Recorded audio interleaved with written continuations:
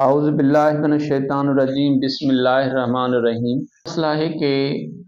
جب مسلمانوں کی جنگ ہوتی ہے کفار سے، تو جب ان کو شکست ہوتی ہے اور وہ بھاگ جاتے ہیں، جو ان کے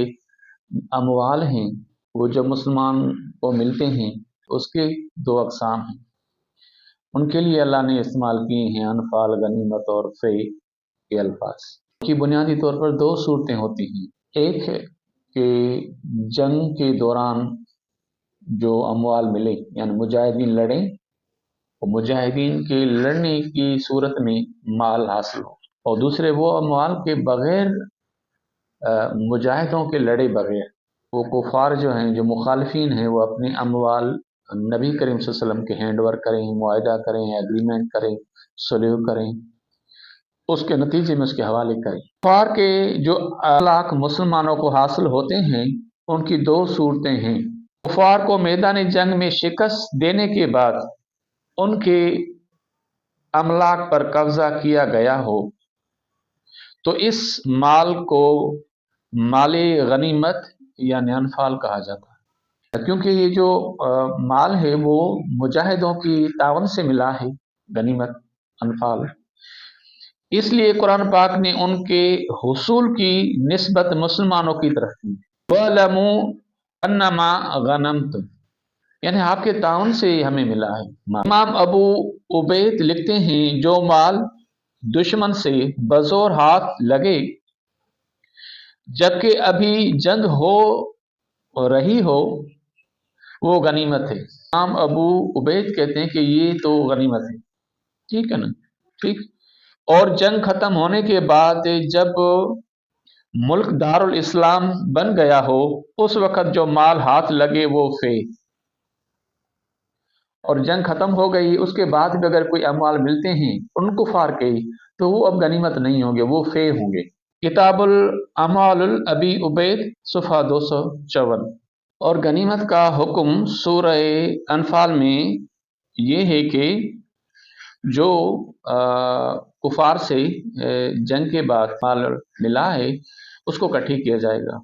اس کو اکٹھے کر کے اس کے 5 حصے کیے جائیں گے، اور 4 حصے لڑنے والی فوج میں تقسیم کر دی جائیں گے، اور 1 حصہ بیت المال میں داخل کر کے ان مصارف میں صرف کیا جائے گا، اور جو باقی 4 سے تو تقسیم ہو گئے، باقی 1 حصہ بچا جس کو عربی میں خمس کہتے ہیں، یعنی 5واں حصہ، وہ پھر بیت المال میں جمع ہوگا، یعنی کہ وہ ریاست کے خزانے میں ہوگا، اور اس وقت کی اسلامی ریاست کا سربراہ نبی کریم صلی اللہ علیہ وسلم تھا۔ پھر اللہ نے اسی سورہ انفال کے اندر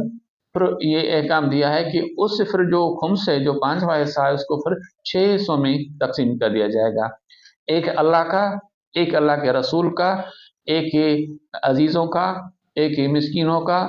ایک یتیموں کا، اور 6 مسافروں کا۔ حسن بصری کہتے ہیں کہ جو کچھ دشمن کے کیمپ سے ہاتھ آئے وہ ان کا حق ہے، باقی اور جو اموال ہیں، پراپرٹیز ہیں، جیسے ان کے مکانات ہیں، ان کی زمینیں ہیں، ان کے پلاٹس ہیں، ان کی جاگیریں ہیں، وہ حسن بصری صاحب کہتے ہیں کہ وہ مسلمانوں کے لیے ہوں گی، یعنی وہ ان سپاہیوں میں تقسیم نہیں ہوگی بلکہ وہ بیت المال میں جمع کی جائیں گی، تاکہ تمام تر مسلمانوں کی ضرورتوں کے لیے اس کو استعمال کیا جائے۔ کتاب الخراج یحییٰ بن آدم صفحہ 27۔ امام ابو یوسف فرماتے ہیں کہ جو کچھ دشمن کے لشکروں سے مسلمانوں کے ہاتھ آئیں اور جو متاع اور اسلحہ اور جانور وہ اپنے کیمپ میں سمیٹ لائیں وہ غنیمت ہے۔ خراج ابی یوسف صفحہ 18۔ فرمایا امام جعفر صادق علیہ السلام نے انفال وہ ہے جو بغیر جنگ حاصل ہو یا کسی قوم نے صلح کرنے پر دیا ہو یا عطا کیا ہو، اس میں تمام بنجر زمینیں اور وادیاں شامل ہیں، بس یہ سب رسول کا حق ہے، اور ان کے بعد امام کا وہ جسے چاہے اسے صرف کریں۔ کتاب مستطاب الشافی، ترجمہ اصول کافی، جلد 3، باب 128، حدیث 3، صفحہ 202۔ راوی کہتا ہے فرمایا امام جعفر صادق علیہ السلام نے کہ وہ ہیں کہ ہماری اطاعت کو اللہ نے فرض قرار دیا ہے، ہمارے لیے انفال ہے اور ہمارے لیے پاک و صاف مال ہے۔ کتاب مستطاب الشافی ترجمہ اصول کافی جلد 3 باب 128 حدیث 17 صفحہ 214۔ بغیر لڑے کفار نے ہار مان لی ہو اور مسلمان ان کے علاقوں کے مالک بن گئے ہوں تو اس مال کو فی کہا جاتا ہے۔ اس لیے قرآن پاک نے اس کے حصول کی نسبت اللہ تعالیٰ کی طرف فرمائی ہے۔ ما اف اللہ اللہ رسول، اور غنیمت کے سلسلے میں اس کی نسبت مجاہدین کی طرف کی تھی، اور یہاں پہ جو بغیر جنگ کے بغیر سپاہیوں کے تعاون سے ملے اس کو اللہ تعالیٰ نے اپنی طرف اس کی نسبت کی کہ ہم نے اس مال کو لوٹایا ہے۔ اور وہاں فرمایا تھا کہ جو آپ کو غنیمتیں ملیں، فے کا حکم یہ ہے کہ اسے فوج میں تقسیم نہ کیا جائے بلکہ وہ پوری کی پوری ان مصارف کے لیے مخصوص کر دی جائے گی اشر کے اندر بیان کی ہیں، یعنی ان میں سے فوجیوں کا حصہ نہیں نکلے گا۔ سلیم بن کے سے مروی ہے کہ میں نے امیر المومنین علیہ السلام کو فرماتے سنا، واللہ ہم ہی وہ ہیں جن کو اللہ نے ذی القربیٰ فرما کر اپنی ذات اور نبی کے ساتھ ذکر فرمایا ہے۔ پھر مال فے میں اللہ نے جو اہل قرآ سے حاصل ہو حق قرار دیا ہے، اپنا اور رسول کا اور ذی القربیٰ یتیموں اور ہمارے مسکینوں کا اور ہمارے لیے صدقے میں کوئی حصہ نہیں رکھا۔ خدا نے اپنے نبی مکرم اور ہم کو مکرم سمجھ کر آیا ہے جو لوگوں کے ہاتھ میں میل کچل ہے۔ کتاب مستطاب الشافی ترجمہ اصول کافی جلد 3 باب 128 حدیث 1 صفحہ 201۔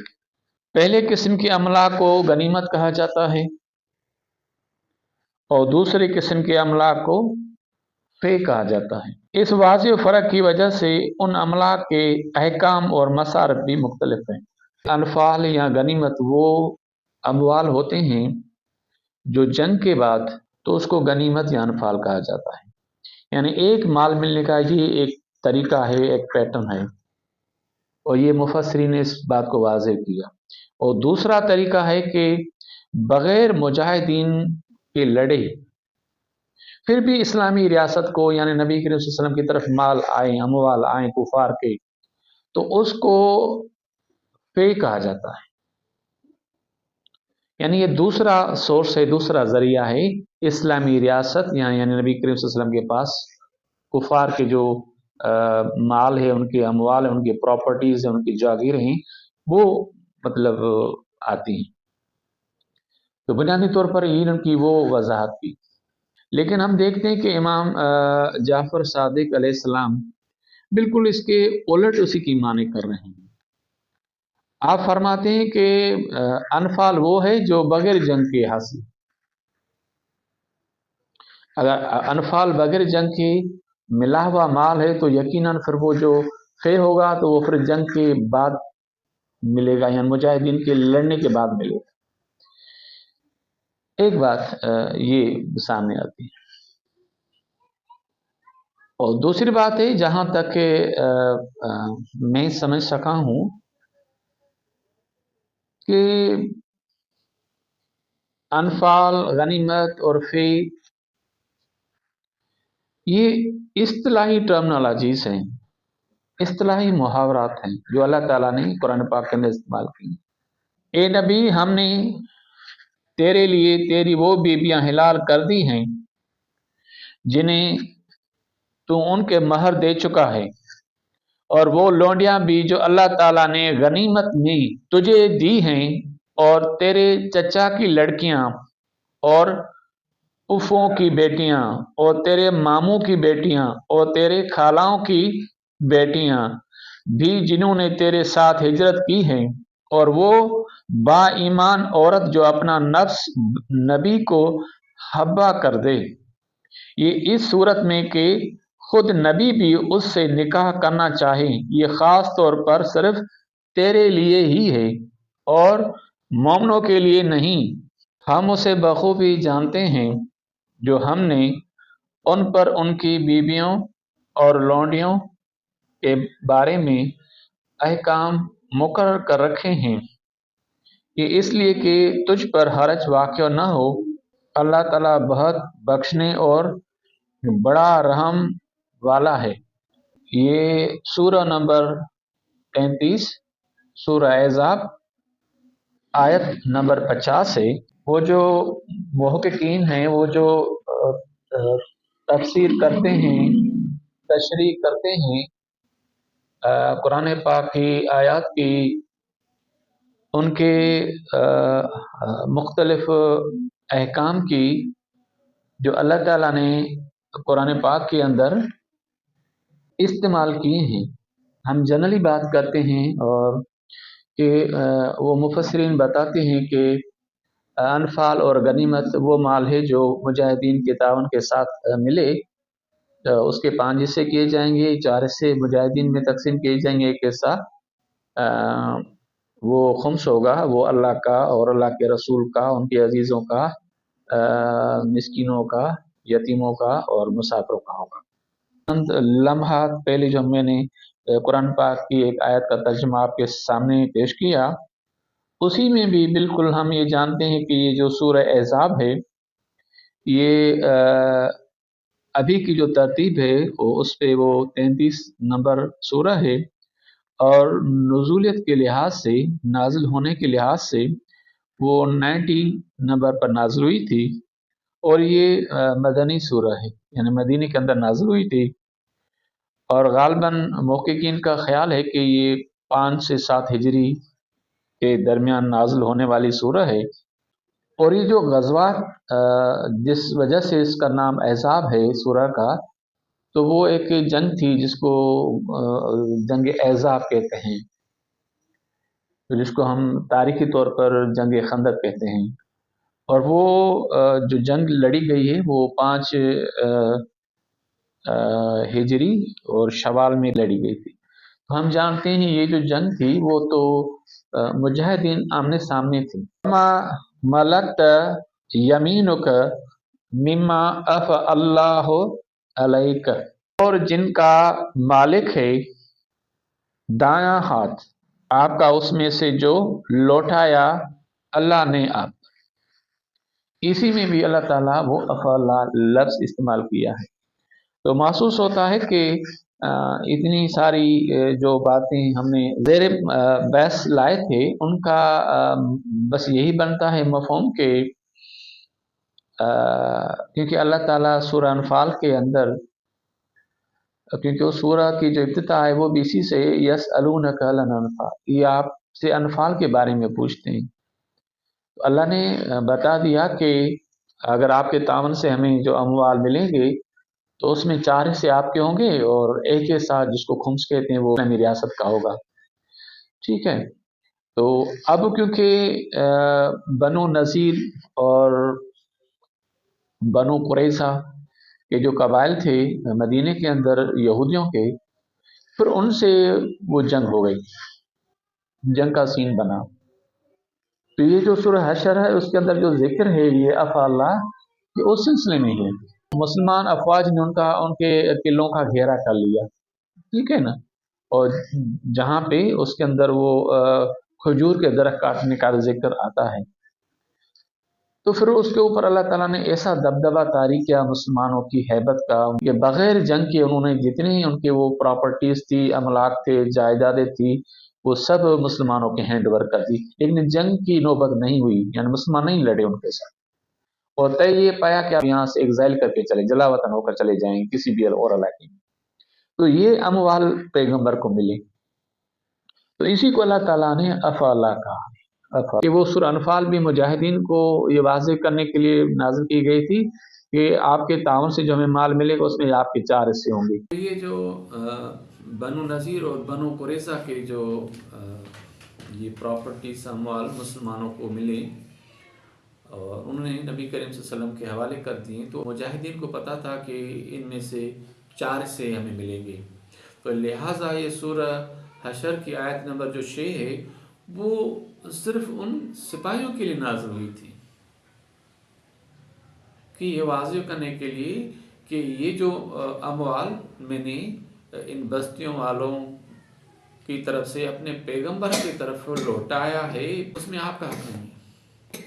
یعنی ان کو اصول بتایا گیا صرف کہ جو آپ کے تعاون سے آپ کے لڑنے کے بعد جو ہمیں مال ملے گا اس میں آپ کے 4 حصے ہوں گے اور 1 حصہ اللہ کا ہوگا، لیکن آپ کے بغیر لڑے جو مال ہمیں ملے گا اس میں سے آپ کو 4 حصے نہیں ملیں گے۔ بس صرف اور صرف اس سورہ حشر کی آیت نمبر 6 کے نازل کرنے کا مقصد ہی یہی ہے، لیکن معلوم نہیں کہ محققین اور مفسرین نے اتنی سمپل اور سادہ بات کو کیوں نہیں سمجھا ہے، اور اس کے اوپر بڑی بڑی تفاسیر لکھی ہیں اور اس کے اوپر بڑی بڑی کتابیں شرح کی ہیں اور ایون بہت ساری احادیث بنائی ہیں اس سلسلے کی نسبت سے، کیونکہ اگر وہ ایک لمحے کے لیے ہم اس کو نبی کریم صلی اللہ علیہ وسلم کی ذاتی میراث مان لیں اس فیک کو، تو اسی آیت یہ آدھی آیت ہے، آپ اونٹ اور گھوڑے دوڑا کر جائیں گے تو آپ کے 4 حصے ہوں گے، آپ اگر اونٹ اور گھوڑے دوڑا کر نہیں جائیں گے اس جنگ میں سے جو مال ہمیں ملے گا اس میں سے آپ کے 4 حصے نہیں ہوں گے، وہ پورے کا پورا مال ہمارا ہوگا، یعنی ریاست کا ہوگا۔ پھر اسی کی اگلی آیت میں اللہ تعالیٰ اسی کو 6 حصے کرواتا ہے، بالکل وہی 6 حصے جو مجاہدین کے لڑنے کے بعد جو سورہ انفال کے اندر اللہ تعالیٰ نے کروائے ہیں، خمس کے 5ویں حصے کے۔ بلکہ حیرت کی بات یہ ہے کہ اس 6 حصے کرانے کے بعد اللہ تعالیٰ یہاں تک بس نہیں کرتا، بلکہ اللہ تعالیٰ نے تو 2 حصے اور کروا دیے اس فیک مال کے، کہ اس میں سے 7واں حصہ نکلے گا جو مہاجرین کو دیا جائے گا اور 8واں حصہ نکلے گا جو انصار کو دیا جائے گا۔ بلکہ آیت نمبر 10 میں اللہ تعالیٰ یہاں تک کہتا ہے کہ اور 9واں حصہ اس میں سے نکلے گا فیم حصے جو بعد میں آنے والے جو مسلمان ہوں گے، ٹھیک ہے نا، تو ان میں تقسیم کیا جائے گا۔ تو جو انفال ہے اللہ تعالیٰ اس کو تو صرف 6 حصوں میں تقسیم کرواتا ہے، تو اللہ تعالیٰ اس فے کے بھی اگر نبی کریم صلی اللہ علیہ وسلم کی ذاتی پراپرٹی ہے تو اس کے 6 حصے کیوں کرواتا ہے؟ بالکل وہی 6 حصے جو اللہ نے سورہ انفال میں کروائے ہیں، اور نہ صرف بلکہ 3 حصے اور مزید بڑھا دیے کہ اس میں سے مہاجرین کو بھی حصہ دیا جائے گا، انصار کو بھی حصہ دیا جائے گا، اور بعد میں آنے والے جو مسلمان ہوں گے ان کو بھی یہاں سے ان کی ضرورتوں کے نسبت ان کو بھی دیا جائے گا۔ تو اللہ تعالیٰ نے تو اس کو نبی کریم صلی اللہ علیہ وسلم کی کوئی ذاتی پراپرٹی قرار نہیں دیا ہے۔